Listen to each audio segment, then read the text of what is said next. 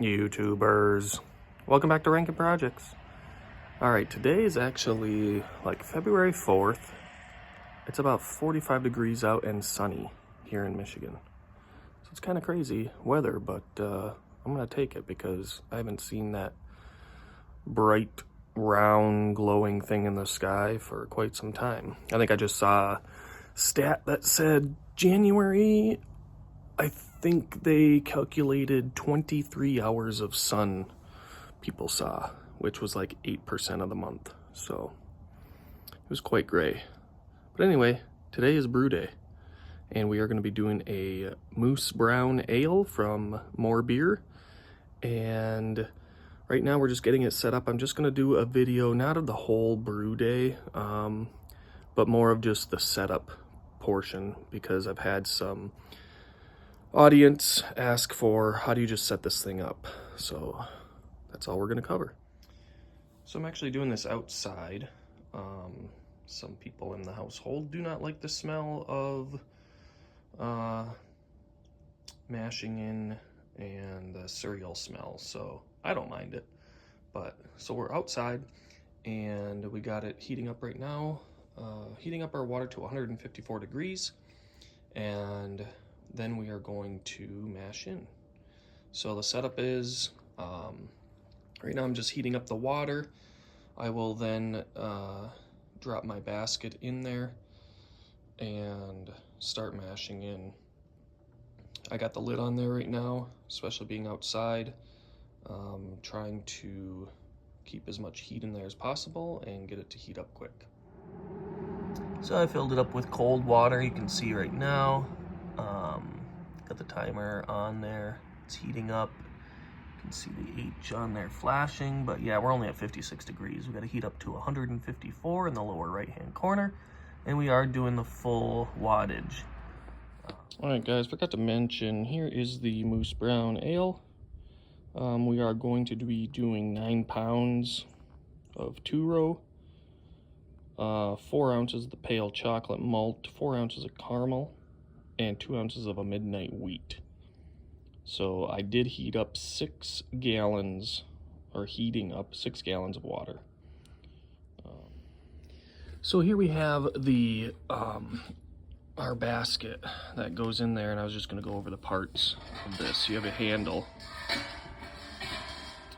Okay, that comes out, looks like that. Then you have this guy here. Okay, and it's just a screen.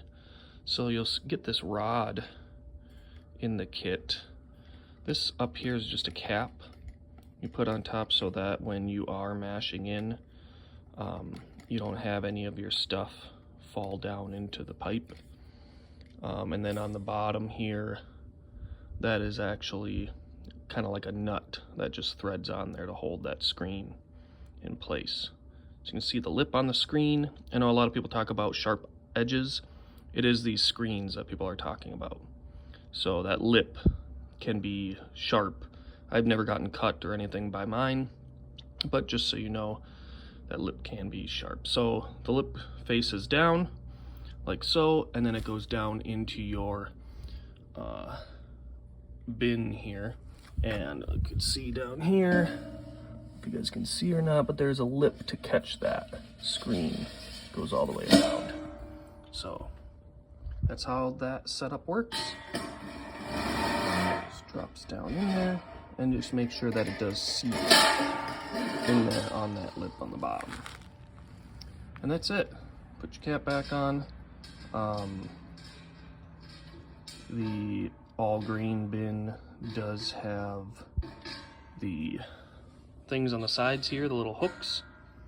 So basically it sits on these when you mash in, and then you pull it out to drain it, and you set it on the rim with those hooks. Basically, you just take the thing, let me get my cap back on there before I forget.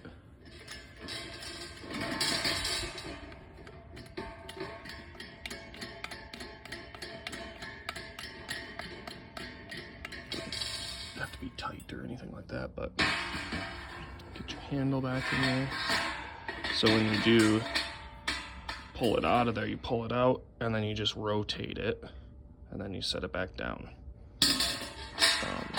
You can see that ring while we're heating up here. You can see it on the right there. It goes around the whole thing and sticks out in places so that you can hook those on there for the edges. The sun is bright, but there it is there. And that's that. All right, we'll keep heating up.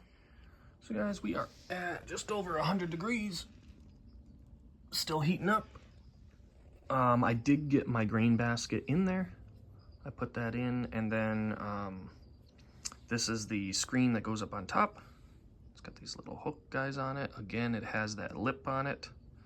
You can see, could be sharp, so be careful. Yeah, it's kind of like it almost feels like a serrated knife a little bit. So it is sharp, but just be careful, and you should be fine. So this is the screen that goes up on top. When we get our pump going up here, we will turn that so that the hose is over the hole in the lid. After we put the grain in, or mash in, what they call it. Then we will get the screen on, and we put the screen on, and the water will disperse over the screen, and it just helps it to spread it out rather than like a steady stream. Spread it out amongst the grain as it recirculates, so that you're rinsing it more evenly rather than a steady stream just coming down. So, all right, I think that's all the parts for the initial wort that we are producing right now. Let me know if you have any other questions on parts of the VEVOR brewer. Use that. I'll usually just use the pump to pump it out and into my bucket. And when you're doing that, it's okay to be adding oxygen, because the yeast likes the oxygen. So when you put that in there, it's fine that it creates the bubbles and everything. It's when you're transferring it from your fermenter into either a secondary fermenter or into your final bottling bucket that you don't want that. After the yeast has been activated and you have an alcohol content in there, you don't want to add any more oxygen to it. But yeah, I don't think there's anything else on here that I didn't. Yeah, I don't think there's anything else on here that I didn't go over.